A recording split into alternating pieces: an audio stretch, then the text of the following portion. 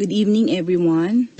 This webinar is created out of concern to you, my dear PDA Bulacan, brought about by an incident that happened to one of our members. We thank our dear colleague for informing us, for bravely sharing the story to warn us. It is an eye-opener and it can happen among us, lalo na po ngayon na hindi pa nahuhuli ang perpetrator. Kaya maging maingat po tayo, maging mapagmasid, magtulungan at magdamayan. Let us learn from this webinar, but before we give you our speaker, let us hear first from the President of the Philippine Dental Association, Dr. Alvin Laksamana. Webinar of the PDA Bulacan chapter. And before my message, I would like to acknowledge your hinirang President, Dr. Cecil Flamenco Enriquez, the immediate past President, Dr. Loretta Cabrera, your lecturer for tonight, the PDA past President and one of the outstanding dentists of the Philippines, Dean Arturo De Leon, the KaDeBu executive officers, the past presidents of KaDeBu, and former regional coordinator, Dr. Edith Valenzuela, and to all the members of KaDeBu, 184 participants. Good evening to everyone. I would like to congratulate your president, Dr. Ces Enriquez, and the rest of the executive board for giving your chapter a lot of hope and courage amidst these extraordinary times and problems that disrupts our life and our profession. I salute your president for her dedication in serving your chapter, her passion of work or for work, intensify her selfless act to give more for the love of the chapter. I admire her focus and direction to lead KaDeBu in greater heights. Each day, our strength is being tested by difficulties as we exist in this lifetime. And some days it cannot really just like too much to bear. And the last thing you feel is finding your courage to yourself, finding your sense of direction because you have been weighed down by distractions and bad situations. You do not have to look far because it's always within you. You have to face your fears and you have to conquer them. In these times of uncertainty, we have to prepare ourselves. We have to always be ready for any eventuality. The online education have emerged as innovative learning modality. It is a rapid change, becoming one of the most effective way to reach our members. I hope this learning could serve its purpose to empower you as you reestablish your dental practice and slowly regain again your confidence in our profession. And I would like to ask everybody for all your support and understanding in these times of crisis that the association is facing, as well as your chapter. Thank you very much, Dr. Ces Flamenco Enriquez, for giving me an opportunity to grace your occasion. And I will leave you with my greetings. In these challenging times, we must adapt, we must thrive, and together, we will transcend to a better normal. Magandang umaga po, magandang gabi po. Mabuhay ang KaDeBu, mabuhay ang Philippine Dental Association. Keep safe, protect yourself, and we will survive this pandemic. Maraming salamat po at magandang gabi. Our guest speaker for tonight was an acknowledged as the founding dean of the Our Lady of Fatima University College of Dentistry.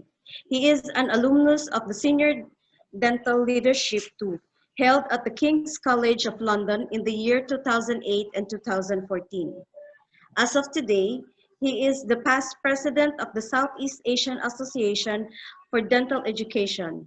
Still, the only Filipino who held the said position of the premier organization of dental deans and academicians in the Southeast Asian region.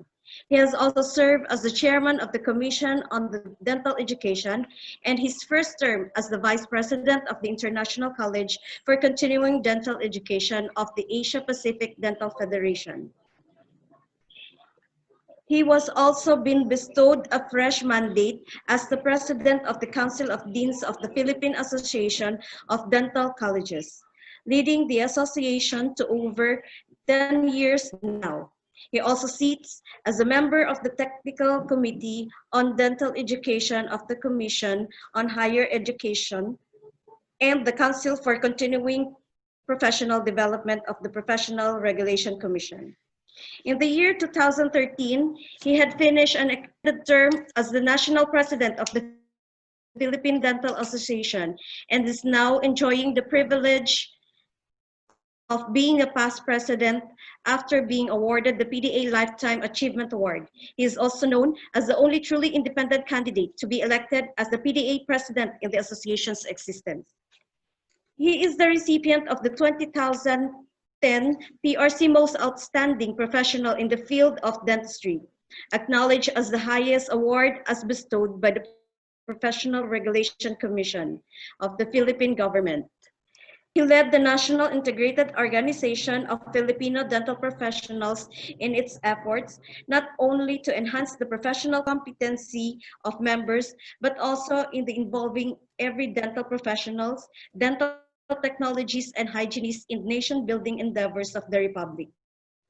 Under his leadership, the PDA carved its name in history as the first and only professional organization to the ISO 9001-2008 certified as audited by the Anglo-Japanese American registrars in the Philippines and in the whole of Asia. Citing the PDA-focused leadership and various programs on excellence and relevance, the PRC awarded the PDA as the PRC Most Outstanding Professional Organization of 2000. The achievement makes him as the first to become PRC Outstanding Dentist Awardee and at the same period garnering the PRC Outstanding Accredited Professional Organization Award for the Philippine Dental Association. He is also accorded the fellowship status as a specialist in the field of prosthodontics by the Board of Prosthodontics of the Philippine Prosthodontic Society as acknowledged by the Board of Dentistry of the Professional Regulation Commission. An alumnus, full-term scholar of the state-run College of Dentistry of the University of the Philippines, he belongs to the class of 1986, recognizing his valuable contribution to the college and the alumni. The University of the Philippines Dental Alumni Association gave the Dean the 2002 Outstanding Alumnus Oblation Award. He was also given the AFP Dental Service Dangal ng Lingkuran Dental Award for his service and dedication to his sworn duty as an officer of the Armed Forces of the Philippines Reserve Command. It is the highest to be given to the Reserve Dental Officer. Most recently, he is adjudged as the 2017 Outstanding Reserve Dental Officer in Luzon. He has also served as the Human Resource Manager and still in the chairman of the Fatima Employees Management Council of the Our Lady of Fatima University. As an advocate of truth and compassion, his passion evolves around the professing of excellence and relevance as a platform for servicing his chosen profession and his beloved nation. Above anything else, he is the proud father of 4 children who are now pursuing a life of service through their respective profession. Good morning to all of you. Maganda ngayon po sa inyo lahat. Good evening. And I was tasked by the KaDeBu leadership under Dr. Cecil to talk about something that might be relevant nowadays. But first of all, I would like to thank the KaDeBu officers who came to me to talk about this one.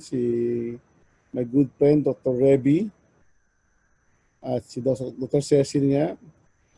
And I would like to acknowledge the process of the PDA President, Dr. Alvin Laksamana. Sir, good evening po.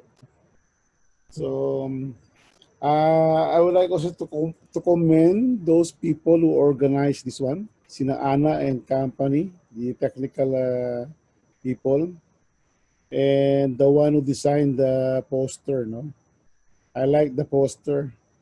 Talaga maganda yung pagiging mnemonics, no? Emergency response to crime over vulnerable independent dentists. So our attempt is to have a reportage designed to stimulate the sharing of knowledge and best practices. And hopefully in the end, we can come up or draw a unified plan to avoid being a victim and to, as a group, enhance your chapter's response to crime. So if we're going to talk about crime in general, how it affects our practice as a citizen, as a data professional, as a citizen of this republic, we have to talk about these three elements that comprise the anatomy of crime. So we have, of course, the offender, the victim, the offender using or recognizing the opportunity to outwit, outmaneuver the victim so as to suit his purpose or motive. At least two should be present to make the crime successful. As stated, the offender needs to commit the crime or be considering these elements, no? His own personal desire, the prey, or how he labeled a target, and the opportunity to commit the crime. Andun ba yung opportunity? So ito po yung nangyayari sa ating daily living, hindi lang sa dentistry or dental practice, but you'll find out na nandun lahat yung mga elemento ng crime. For instance, sa jeep, no? Kung may sumakay at nakikita na bukas yung bag mo o kaya yung cellphone mo ay nasa loose part of the bag, then I think all the elements will be there. Someone who desire to commit that act, okay, someone who's somehow lost his drive to focus and protect himself. And the opportunity is that you might be too distracted to prevent the commission of the crime. Luckily, in spite of us having no control over the desire of the criminal, we can influence the other two and thus prevent the commission of crime. So let's talk about the three elements: offender, no, the victim, and the opportunity.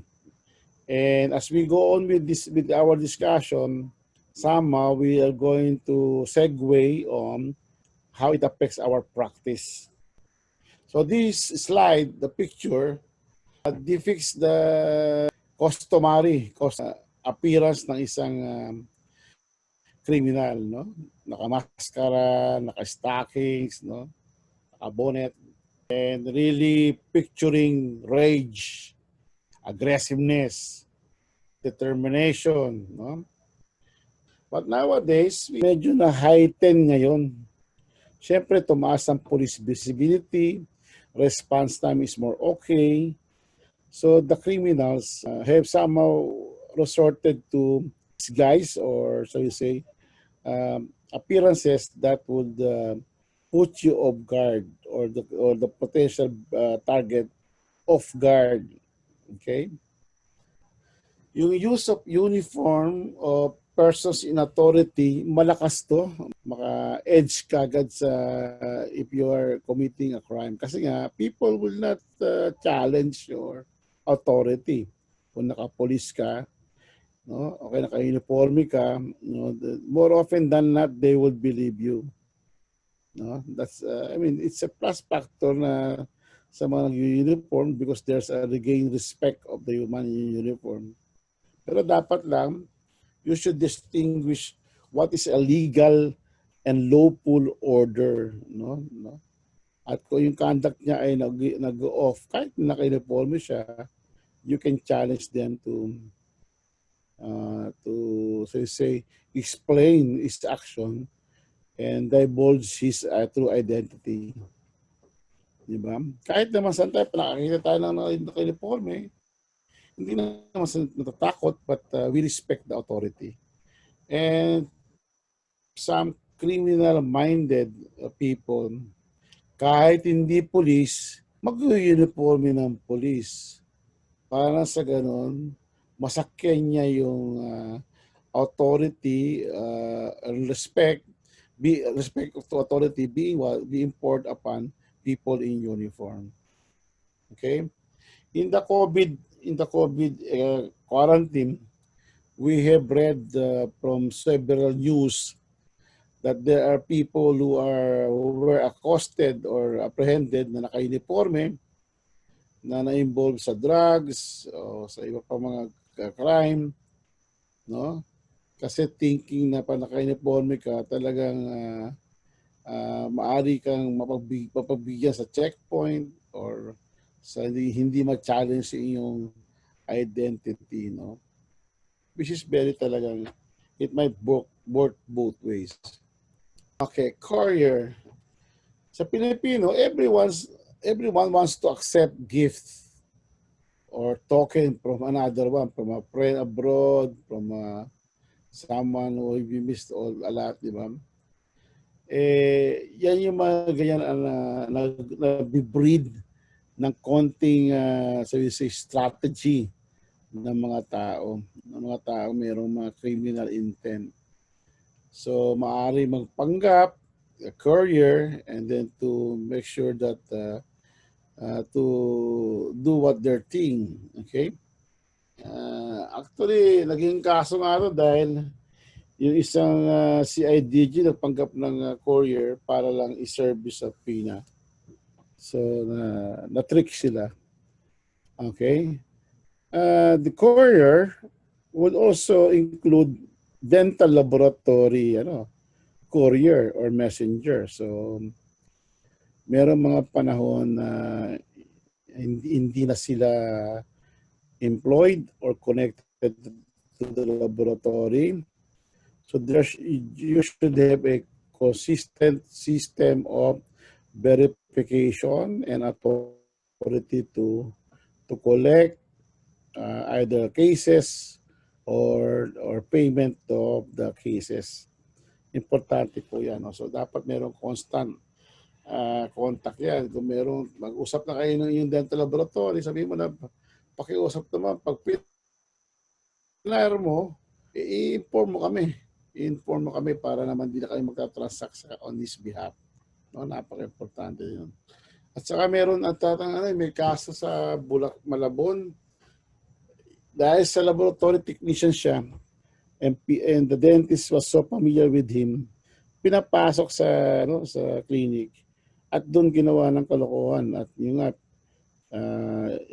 he even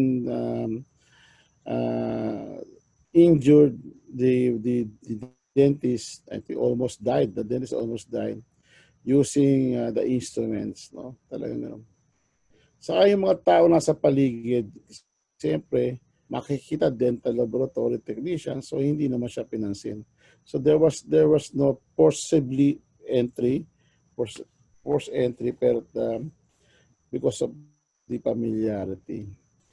Ito, I flashed this picture of Grab food kasi nga na-pick up po sa kung napanood nyo isang Grab food na nagbasag ng salamin ng isang park SUV, and then he got all the valuables ng driver or ng passenger.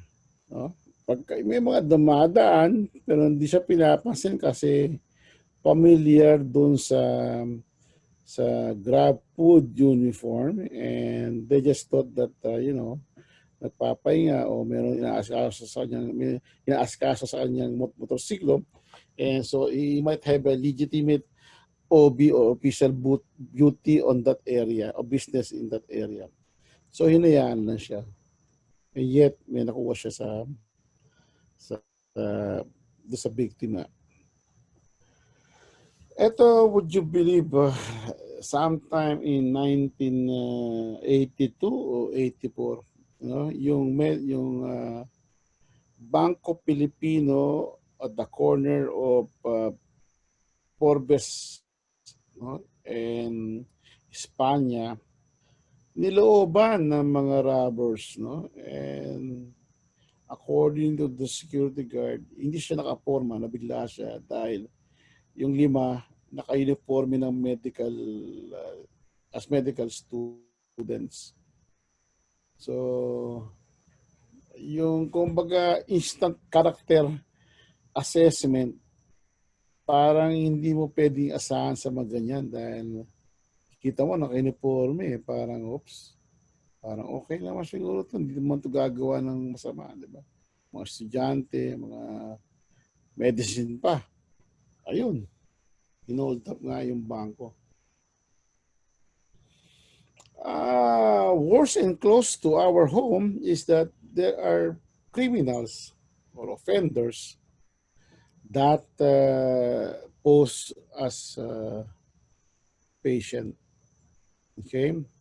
Hindi yung pagpasok ng outright nag-declare ng hold up or sa atin, meron din mga nagpapasyente. So magpapa-appoint, okay? Nagpapagamot talaga. O kaya nagpapa-assess sa counter assessment, wala pang procedure gagawin, aalis. So, kasi pagbalik nila, familiar na yung staff, familiar na yung dentist. So, medyo meron na siyang edge as an offender kasi nagbaba na ng guard yung mga dentista at yung staff dahil he's not perceived as threat, no? Kasi nga naging quote-unquote pasyente na. Pero you'll be surprised, no? Yung iba talaga nagpagamot. Then right after ng paggamot, nag-declare ng hold up. No? So ginawa mo na, pagura mo na, sa mo siya, sa kanya hinold up. In summary, talagang offender, they're using their creativity in making you put down your guard. Okay? So, from from appointment hanggang sa makapasok sila sa opportunity. And sometimes tatawag yan, naku, napakagalang po, opo, di ba? Parang hindi makabasag pinggan sa telepono. Pero iba naman talaga, maganda, nakakatawa naman talaga. Pero dapat ma-validate mo rin kung talagang tama yung mga ganyang ginagawa niya. Kasi yung para sila nanliligaw, for you to allow them to enter to your premise and do their thing. Distract you from your focus, di ba? Minsan, gumagawa yan ng mga, para nakasasama ng mga iba para lang ma-distract ka. Parang isang kaso na meron siyang ito, naging serial lang rin to offender against dentist Meron siyang laging bata, no? Yung bata, habang nagpapagamot yung nanay, manggugulo doon, tatakbo-takbo doon, di ba? So, until makakuha ng tiyempo yung nanay kung ano man yung gagawin niya, kung kukunin niya yung gamit or whatever, no? So, nangyayari talaga yun. So, we have to control also those movement ng tao. Okay naman yun sa sopa. Di sopa ka lang, di ba? Okay? Yung ba naman authoritative to evade challenge of the identity. Kung naka-uniforme yan na at least kapitan, colonel, nakakayang i-verify di ba? Yung ating paghiyang nun, baka yun ang chance nila na para ma-erode yung alienation, wall of alienation.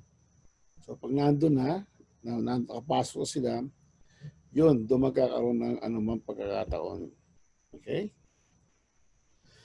Yung iba, binabasa yung Facebook mo. And then trying to find for similar so you say project, similar hobbies, and then, kasi nga pagka sinabi mo na, Doc, magaling ka pala mag-golf. So, golf ko pa sa ito. Oo, madalas ako mag-golf. So, binibreed nila yung, nurture yung familiarity. And then to a point na talagang magkukumpiyansa ka and you will put down your guard, doon sila will hit the most. Ito, personal description. So, sabihin natin, pinayagan mo, pumunta sa, nabudol-budol ka, na-appoint mo siya. Okay? So, kukunin tayo ng mga basic na ganyan. Kasi, yung mga basic information yan, demographic information, essential yan sa pag-arrest, apprehend ng taong gumawa ng offense, no? So, yung iba, magaling magsukat, no? O kaya meron pagkakataon na susukatin kasi nga siguro meron silang mga part ng kanilang mga profile no, sa record kasama yan, okay? Yung iba naman ang ginagawa, ini-estimate lang. No? Kunyari, meron akong convenience outlet, yung saksakan ng electricity o kaya switch. Yung switch kasi may mga standard height yan, mga 5.2, 5 feet 2 inches, 5 feet 4 inches. Depende sa construction. But to make sure, sukatin mo na kung ano yung from the floor at dun sa switch nga. So, pag minarka mo yun, nagyan mo ng magandang kulay, parang artistic pala. Dumaan yung pasyente, o tumayo yung pasyente, lumakpas. So, meron ka na yung picture na kumbaga yung height ng switch is 5'4". Plus, itong klaseng dangkal na nakita ko sa kanya. So, meron ka estimate na more or less scientific in basic, based on scientific principle, no? Sorry. Ito siguro yung KaDeBu, pwede yung pag-usapan ko, baka pwede yung bigyan yung mga members no na mga kasi pag ikaw ay na hold up o ikaw ay nagawa ng ng krimen, pag tinanong ka ng police, parang, which is understandable, hindi tumutugma yung mga description. Okay? So ito, maaaring makatulong to. For instance, sa mga babae, o mga iba pang lalaki na hindi familiar, hindi alam kung ano yung revolver sa pistol. So maaaring matulungan tayo. No? Okay? So there are strong evidences and there are soft evidences. Okay? Yung mga strong, yung mahirap burahin. No, mahirap burahin. Kunyari, talagang sira-sira, nasunog yung mukha. Talagang burn talaga. O, yun, maaaring yan, parang compromisely stronger evidence. No? Yung tattoo, yung tattoo. Pero yung mga tattoo yun, yung clue lang yun, hindi yun talaga conclusive. No? Kasi may mga tattoo na el filibusterismo. So, iba rin pala ang meaning nun. Nasa kanila. Depende. No? Okay, either yung naglalagay sila ng tattoo ng kanilang girlfriend o yung kanilang boyfriend sa loob. So, these are all still considered soft description. Okay, at least, alam mo ngayon, systematic yung pagkuha ng mga kinakailangan mahanap, no? Including demographic, weapons, and vehicle, no? O yan, meron tattoo, scars, markings, o marks. No? So, titignan mo yun. Makikita mo naman. Sa iba, actually kasi ang mother ko, teller sa karera. So, pag nakita niya yung pasyente, yung isang mananahe na kumubro yan, ginagawa niya ng steno markings or description ng tao. Para pag nagkahabulan, alam niya na yun talaga. No? Yun talaga yung tao yan. No, this is another description. No? Ito yung tinatanong naman talaga ng investigator, di ba? So, at least prepared ka na. And somehow, make a conscious mindset to focus on these things. No? To focus on these things. And to be aware of those people na how they're calling him, no? Kasi iba talaga napapasigaw ng personal names, diba? Identifying marks is a big help, no? It's a big help. Yung gate kasama rin. Ayan. 6'5" o 6 inches. 6 feet pala, sorry, 6 feet. Okay? So, tinan nyo on the right side, andun yung switch just to remind you na maaaring ikumpara yung height nila as a reference yung switch, no? Pero ito medyo mataas to. Kasi 6 feet na sila eh. O hindi ko kayang patayin yung ano yan. Ang switch na yan. Ito, iba to. Yung mga the offender, kailangan mo rin sa pag-identification, kung anong klaseng book, anong hugis, no? So, meron ka rin ganyan. Mata, color, okay? Yung iba naman, kahit anong tingnan mo, medyo comically, merong kamukha na aso, ano man, di ba? Madaling makita ng tao, lalo na pagka popular yung na-describe mo na kamukha niya, no? So, importante yun. Parang yun. Yan. And of course, as part of our skills, alam naman natin itong pag-identify ng mga facial form or outline. We use the three landmarks, the 2/3 from the eyebrow, the alatragus line, and the angle of the mandible. So yung tatlong points yun, depending on the three points, no, pwede maging square, tapering, and ovoid yung facial outline. So madali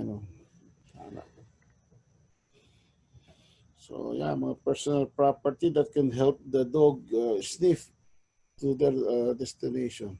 Okay. The offender, medyo ang malaki nito, yung ano yung motibo niya, bakit niya ginawa. Okay? Kasi ibang mga offender talagang minsan galit lang. Wala naman sa kanya yung pera, di ba? Galit lang. No? Talagang gusto niya mag-suffer dahil nga naiyayabangan siya sa kaya ginawa siya ng krimen na ayaw na talagang na-devastated siya. Iba naman pera talaga, di ba? So depende ngayon dahil contagion ngayon, hindi sapat ang ayuda at sa kanya magastusin. So nandun yun. Okay, ang tanong bakit dental clinic? Okay.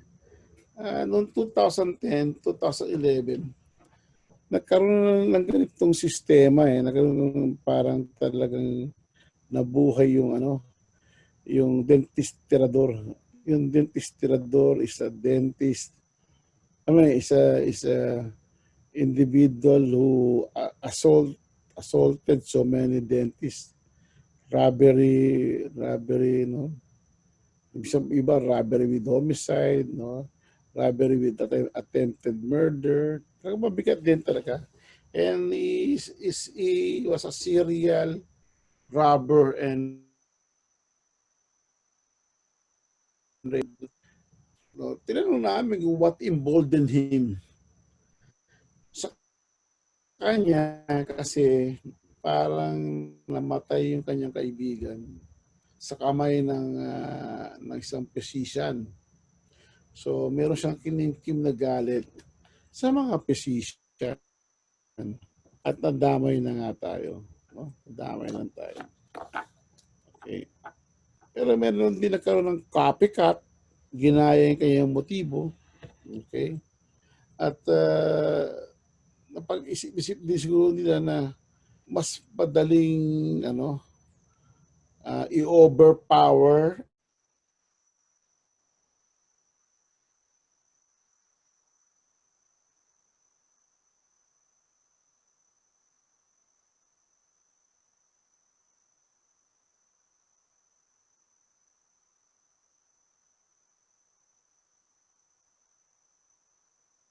privacy ba o security. Di ba? Kasi ang sinasabi na yung privacy, ito, kunya to dito, yung mga clinic na to, pag pumasok yung pasyente dyan, no, yung isang tao, hindi mo na alam kung ano nangyayari sa loob. So yun ang naisip ng dentistirador, di ba? We will be given enough opportunity to do our thing kasi people from the outside might not be aware of it. So therefore, they will not, give it a damn. No? Pangalawa, vulnerable, dalawa lang yung i-overpower namin. Takot pa yan, panagano ng baril. Okay? Pangatlo, more open than that, pag inold up namin yan, may pera yan. May pera, o kaya may equipment na pwede namin ibenta. So those things embolden as offender to pursue a serial crime against dentist. But sabi nga namin, yung desire nila, hindi natin masasawata, but we can refuse to be a victim. And how do we do it? Okay? By understanding how the criminal thinks, no, and works. Okay? Sabi sa study, the way a person communicates physically and verbally can determine whether or not the predator deems you a good target. Sorry for the term, predator. Yun ang tawag doon sa mga mga hardcore criminal talaga na talagang parang mga leon, mga buhaya na nag-aabang sa mga tatawid sa ilog, no? Saka sila atake. Okay? So, yun ang sasabi nila, kumbaga, ano yung mentality? Kung ang tingin sa atin ay prey, okay, anong titingnan ng criminal, no, sa atin? So, the way you conduct yourself, physically, no? And doon nila tinatantya kung kaya ka nilang i-overpower or kaya nila kanyang maisahan para magkaroon sila ng kaperahan. Ayan. Ito, body language is 55% of communication. That's your walk, posture, facial expression, and eye contact. Okay, we can give signal to the criminal na either ito ay hindi confident, okay, na pag ito ay nilapitan ko at sinabihan ko na ganito, maaari mag-crumble at hindi magkaroon ng magandang mindset to overcome the threat, the present threat. Okay? So it needs to be aware of everything outside you. So pag lalakad ka, di ba? Lahat ng mga kasalubong mo, you have to assume a confident look. Okay? Aware ka kung ilan yung tao mga nakatayo dito, ano man, o anong tingin nila sa iyo. O kaya sila ay talagang merong binabalak. Alam naman natin yun. Kaya nga sinasabing intuition, yung intuition, tatayo yung balahibo mo na parang may masamang balak mo ito. Okay? yung voice tone and pitch plays a big role. Okay. Sa karate, tinuturuan kami mag-project ng voice. Okay? Just to make sure that we have the right chi in our body. Pangalawa, deterrent yan sa mga kalaban, no? So talagang, kumbaga, takutan din minsan. Okay. As a victim, you should also know that pinagmamasdan ka niya ka. Wala ka pa sa clinic, pinagmamasdan ka na yan. Sabi nga nila nga, yung crime begins at home.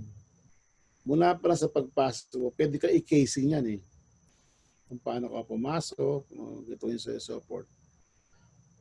Pagkaya nalaman nila yung mga routine mo, pwede yan yung gamitin sa pag-establish ng familiarity. Or isa sabihin nyo, oh, si Doc, asa si Doc? Hindi nyo nag-grocery. Oh. Sa Shopwise. Ay, opo. Di ba? Parang, alam mo yun, dahil sa kaalaman mo, sa casing mo, nagiging familiar yung mga tao at nagkakaroon kasama mo ng konting access into their system. O yan, like stride, length, speed, body weight distribution, arm swing, makikita nila yung vulnerability. No? Yan ang sabi nila eh. Merong typical na paglalakad na para bang nalalaman ng mga kriminal kung ito ay magandang prey or biktima. No? Kasi pag ika-ika ka, di ba? Hindi ka makakahabol pag nagkatakbuhan. Okay? And so forth. Yeah. So ito, as you go about your day, remember to walk like a star. So they are monitoring your stride. You need to be tall, arm swinging, awareness, no? Para aware ka talaga, and relax. No? Hindi pwede yung lamya yung lakad, no? O kaya naman para may iniinda ka bago yung sapatos mo, no? Na leather, iniinda-inda mo. So, kita na rin yun. Para bang usa, no? Na binabantayan ng isang leon. Ano niya na meron to. Hindi to makatakbo naman ng matagal. Kasi nga may parang problema sa paa. And so forth. Ayan, oo. They prepared the studies, she prepared the first batch, no, on the left, okay. Kasi relax, no? You throw your foot, heel first, and so forth. May semblance of control, yung arm swinging, no? Yung arm swinging hindi masyadong malakas, at medyo nakabend ng konti ang elbow, no? Ito naman yung split second glance kasi yung iba syempre talagang ibang babae ayaw tumingin. Hindi mo naman kailangan tignan ng matagal. Para lang ipaalam mo sa kanya na alam ko na nandiyan ka at aware ako na kung may balak kang gawin. Di ba? Nakahanda ako. So, confidence. Iba naman yung pag tumingin ka, akin ka. Yeah? Iba naman yun. Iba naman. Sa pagkanyas, you have to think, no? Kasi maaari magkaroon ng clash. So you have to think of the 4 A's of self-defense. Awareness, assessment, action, and attitude. Okay? You have to be aware of the surroundings and know what it is, no? Nearby. Talagang kailangan mo talaga. Consciously, ifa-fan mo yung vision from left to right and then try to assess the situation. Outnumbered ba kami? Diba? O kaya namin itong kaliwang side dahil puro mga bata ito, pwede itong kayo pumunta patakbo o naman. act quickly and decisively. Okay? Ano ba tayo? Mag-chase ba tayo ng rota? Okay? Or use our voice, punch the alarm and go on. No? Maintain a confirmed attitude. Don't appear to be easy target. Somehow, you really have to fake it. Talagang kailangan mo talaga na alam mo yung ginagawa mo at alam mo gusto ng sequence. No? And they will not, they will hesitate to go against you in a crime. We talk about the offender. We talk about the victim. Ito namang opportunity is for us to deprive the offender the opportunity to complete his overcoming of the target. That also includes you, no? So importante 'yan. So ito, simple lang, meron tayong lock at meron tayong peephole na napaka-importante, no? Kung hindi transparent yung pintuan. Yung mga ganyan na peephole, iba ginagawa ng what you call this one, convex mirror outside the door para alam mo na kung sino yung tao talaga. Kasi iba, the doorbell, tatago lang and then they will surprise you. So it's very important to have it like that. Of course, yung telephone screening is very important. We're so lucky na meron ng telephone triads o ano man, baka pwede isingit doon yung personal identification ng pasyente at mga essence of authenticating the documents that they provided. Pwede mo hinga ng mga ID. Ito, for your design of your clinic, parang ito analogy lang. Ito ang dinidepict nito, false self-confidence or false sense of security. Di ba? Parang walang makakakyat di ba? Pero ang ginagawa dyan ng mga criminal-minded people, hihintay lang si Inday na bumili ng pandesal, no, sa bakery. Siyempre, mag-open yung pintuan. So kahit gaano kataas yung konkreto mong fence, no, yung pader mo, it does not serve the purpose of security. So actually, mahirap pa nga ito dahil pag napasok kayo sa loob, walang alam mo nasa labas kung anong nangyari sa loob. No? Ito, we should learn from this ATM people. Dati ang ATM booth, sarado. No? Tapos pipila ka sa labas, tapos ka lang papasok. Okay? Parang ganun din yun. Pag napasok kayo sa loob, hindi na alam ng tao kung ano nangyayari sa loob.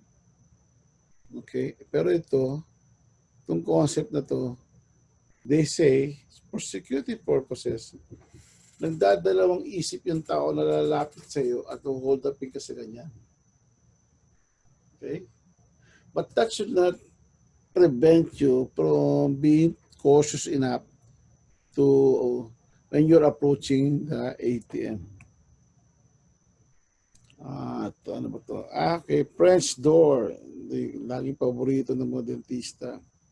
Okay, make sure there are some security devices attached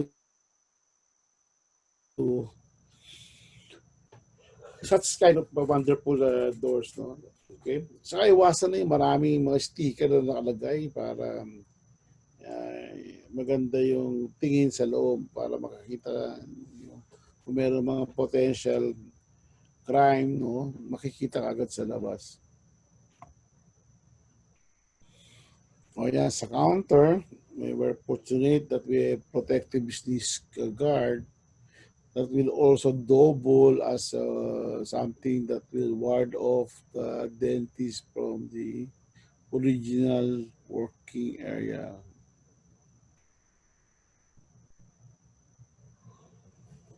Okay, next slide dito. Yan. Ito, isa pang ganito. Tignan nyo yung divider sa kaliwa. Opaque. Di ba? Pag sinara yan, hindi na alam kung ano nangyayari sa loob. Not unless may CCTV. Okay? Sa kabila naman, merong at least smoke glass lang. Kahit hindi mo sila physically, sharply nakikita ang ginagawa, alam mo na mukhang safe yung dentista sa loob. Yung iba nga, tinataas pa yan eh. Tinataas pa tong guard na ito hanggang sa knee high para makita mo na pag sa isang glance na okay naman yung dentista. Well, this is just to tell you how safety is, security can clash, no? Kahit maraming lock yan, bubukas yan pag may mga na-hostage sa labas. Okay? Pero maganda yan, talaga secured ka. Okay? Ito naman susi na nasa nakasiksok. Ibig sabihin yan, security measure yan. Check, no? Pagka sinara mo yung pintuan, deadbolt lock, hindi mo pwedeng masara nang hindi mo inuhugot yung chair, yung anong susi. So, maganda yung ganyan. Maririmind ka, hindi mo naiiwanan yung susi sa lock. No? Ayan. Yung iba naman, di ba, marami susi, marami kandado. Pero for as long as there are visual reminders of what keys for what, madali kang mag-react. No? O pag uwi nyo, tinan nyo yung masusi nyo, kung nakamarka ba. Kasi ganyan din yan eh. Pag nagpupunta sa sa parking, di ba? Huwag ka nang kukuha pa ng susi. Dapat hawak mo na yung susi mo. So, dapat definite yan. I just saw this one because noong unang panahon sa mga kotse, yan talagang mahirap i-pick. Napakahirap i-pick niyan. No? So, kung meron kang mga magandang dapat mo i-secure na na compartment or drawers, mas madali yan. Mas maganda yan. Okay. Itong is audio and visual alarm. Pag nagkagulo sa clinic, okay, at gusto mo ipanam sa labas sa publiko, pwede mong i-switch yan. Okay? So, iilaw yung sa labas, makikita na iilaw sa labas. Dapat siguro may mga tao nakatingin doon o naman. At dapat ang switch dyan, hindi yung pag tinanggal mo yung kamay mo, hihinto. Dapat dire-diretso na, dapat toggle switch. Okay? But sometimes yung alarm, yung audio alarm, nakakapanik sa mga offenders, and then they resort to hostage taking. Nag-worsen yung situation into hostage taking. So yung bang ginagawa, pag in-on mo, yung first 15 minutes, puro ano muna yun, puro audio alarm. No, visual alarm. Walang tunog, pero yung ilaw mo umiikot na. Okay, then after 30 minutes, sabay na sila. Okay? CCTV camera, very particular to, no? Pero ang tip lang dyan is to conceal the camera. Huwag yun yung pa-obvious kasi alam ng mga tao yan, di ba? So, itabi nyo na kung saan maganda itabi. Yung iba, iba't ibang klase mga mga decor na pwede mong paglagyan. Pero ito gusto ko yung nasa kabila, nasa bandang kanan. Kasi ito nakatago sa salamin. Karaniwan sa mga tao, pa nakakita ng salamin, umaharap. No? So kung humarap ka sa salamin at level yung camera, maganda ang kuha, maganda ang angle nung pagkuha ng mukha nung offender. Oh, yung iba naman ginagawa sa ang nilalagay sa TV. By culture, ang tao pag nakakita ng salamin, tumitingin, lumilingon. Pag nakita ng TV, may programa, tumitingin. Yung pagtingin nila yun, enough yun para makuha sila ng medyo magandang angle ng retrato. Kung minsan naman, gusto mo lagyan mo ng parang wireless, lagay mo sa dental light. So habang ginagamot mo siya, nakapokus na sa kanya yung dental light. Okay? Ito si Minion, yung iba talaga. Ito naman, decoy camera. Lagay ka, talagang camera yan. Okay, pwede naman housing lang. Lagyan mo na lang konting pilot light na parang umiilaw-ilaw para to make it appear na it's working, they're working. Okay? Separate mo yung linya kasi pag hinugot nila, kasi iba, barumbado magtanggal ng CCTV. Uugutin pati yung mga kawad. So yung decoy mo at saka yung real camera mo, ipag-ibayan mo yung linya. Para pa nasira yung sa kabila, no? Meron ka talagang tamang gumagana. Ito, ayan. Ito sinasabi lang dito na pwede mong i-blind yung monitor by outshining them. So importante 'yon, no? So mga laser, no? Saka dito tinan niyo yung angle ng camera, no? Pag nagsombrero yung tao, hindi mo na makikilala. Okay? Yeah, so let me go back to the style na lalagyan mo sa lamesa o sa TV kasi haharap yung pasyente. Haharap yung pasyente. So importante rin yun, no? Motion detectors, telephone security, yan. Never give personal information over the phone unless you initiate the call. Okay? Do not click on the links. No? Okay, volunteer ng mga information, lalo na sabi ng update ng banking information and so on and so forth. Okay? Huwag basta bigay ng password to anyone. Okay? Yung iba magaling eh. Tatanong sila eh. Andiyan ba si doktor? Eh, siyempre, hindi mo sabihin kung sino ang doktor. Hayaan mo siya magsabi kung sino yung doktor. Di ba? Sino ang doktor na kailangan nyo? Di ba? Yung iba naghahangap lang agad. Yung iba nagpapakawari. O sige ito, si Dr. Rodriguez, alam mo naman patay na yun, pero gusto niya na, wala na ho rito. Oh, may get your number para mag-return call siya and so forth. Yung last line, totoo yan. Never assume a friendly voice belongs to a friend. Tandaan nyo, yung creativity nila to make you lower your guard. Okay?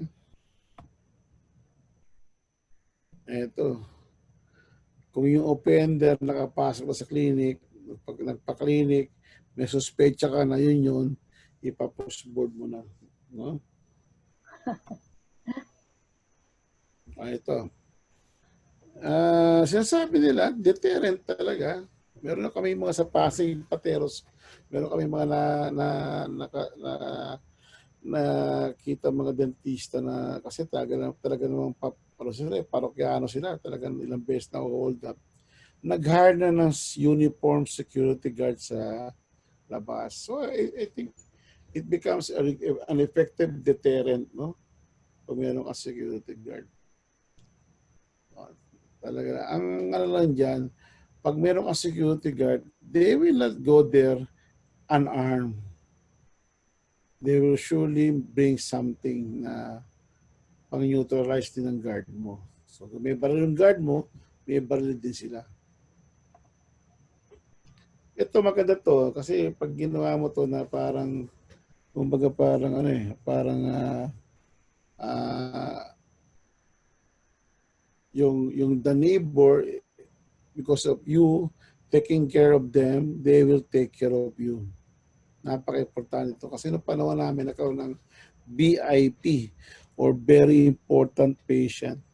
So lahat ng mga hindi makakapag-afford, inadapt namin sa kanya-kanyang clinic, pinaupo sa mga magandang dental chair, air-conditioned room, no? Tapos walang compromise kung hindi naman pala kailangan bunutin, kaya pang i-root canal natin, no? So talaga naging sila, they feel on that day na kahit wala silang mga pera, no, nagtiwala ang dentista at ginamot sila.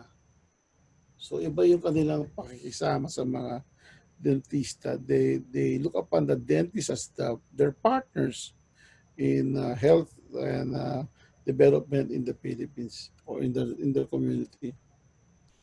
Ito, pwede to, pero kailangan panindigan mo. Kung gusto mo may baril ka, di ba?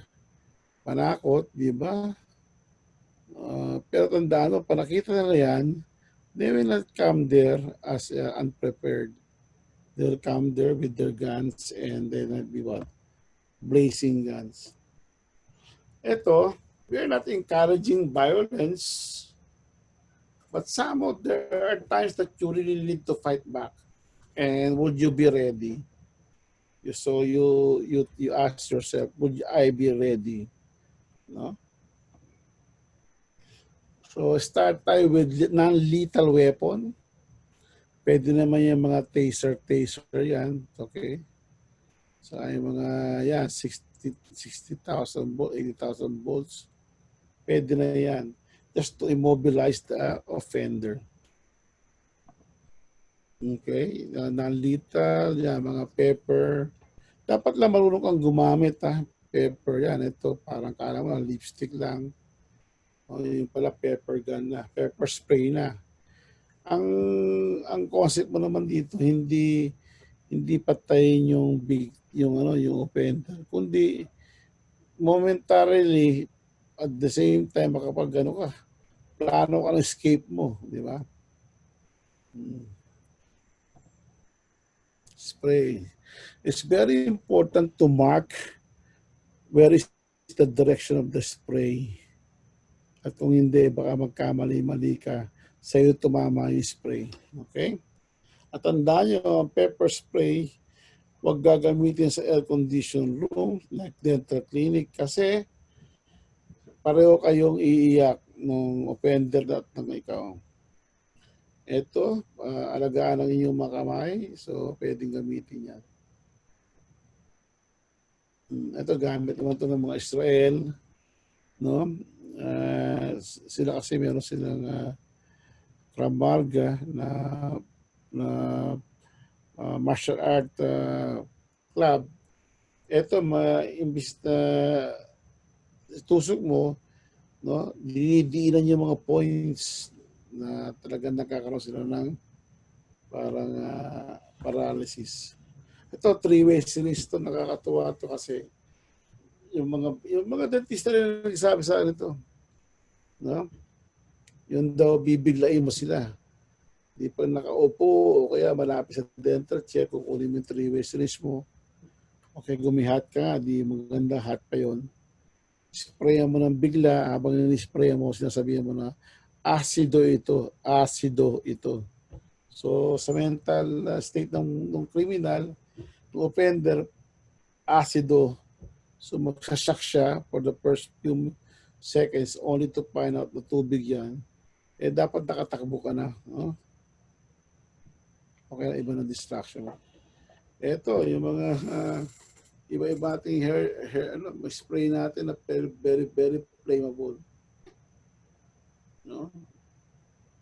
So we can think of so many things on how we should fight. Pero, sa tingin mo ba kung gaya ng mukha ng tao, didiretso sa'yo, will you have the composure to fight back? Well, you must talaga ganyan. You must talaga. Ito yung mga konting counteraction. To go for the vulnerable parts, eyes, throat, no? Ang throat ang medyo pinaka-unprotected eh. Unprotected area, kaya yan ang talagang pinupunteriya. Ito, solar plexus naman yan, no? Yung magazine na iniroli mo, matigas yan. You should be need to know how to do it na lang.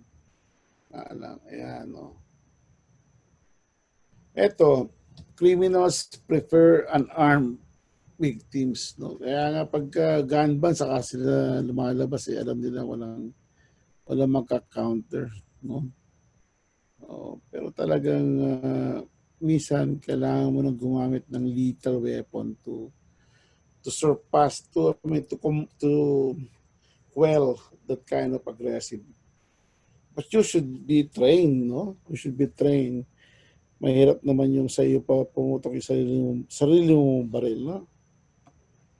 And you should also know the requisites for self-defense. Self-defense po, lagi po merong first, there should be no unlawful aggression. No?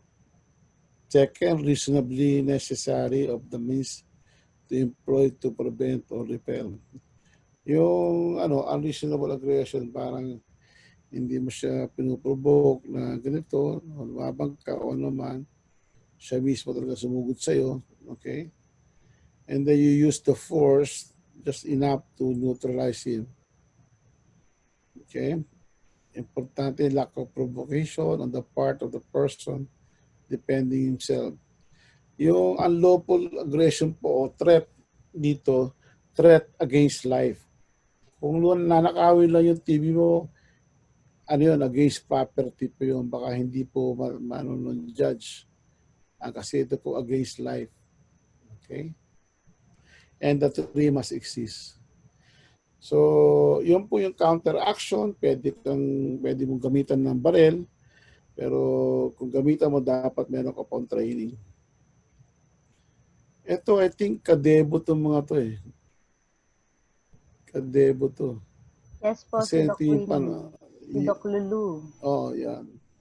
Tama. Yes, definitely. So, through the PDAs, nag-ano kami ng KaDeBu firearms proficiency training.